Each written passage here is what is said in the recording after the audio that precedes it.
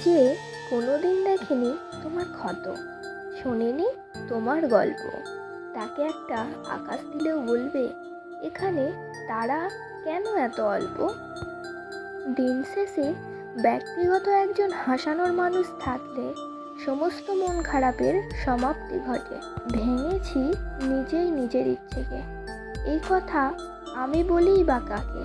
মানুষ যে বড্ড পরিবর্তনশীল, তাই অনুভূতি চুপিসারে কাঁদে। ভালোবাসি কথাটা শোনার চেয়ে বেশি আনন্দ হয় যখন মানুষ তার ব্যবহারে ভালোবাসা প্রকাশ পায়। কিছু সম্পর্ক অনলাইনে তৈরি হলেও তার প্রতি ভালোবাসাটা সামনাসামনি থাকা মানুষের চেয়ে হাজার গুণ বেশি হয়ে থাকে। বুঝলে প্রিয়, আমাকে ছেড়ে চলে গিয়ে তুমি শুধু আমাকেই ঠকালে না, তুমি নিজেও ঠকে গেলে।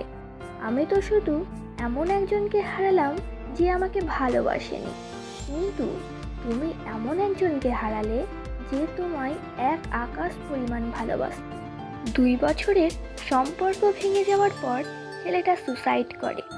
ছেলেটির নিথর দেহের পাশেই বসা মা জিজ্ঞেস করল, তবে কি 20 বছরের ভালোবাসা মিথ্যা ছিল? এমনটা হবার কথা তো ছিল না। তবে কিছু করার নাই, ভাগ্যে হয়তো এটাই ছিল। এক চরম হতাশা আর বুক ভরা কষ্ট নিয়ে মেনে নিলাম সব কিছু।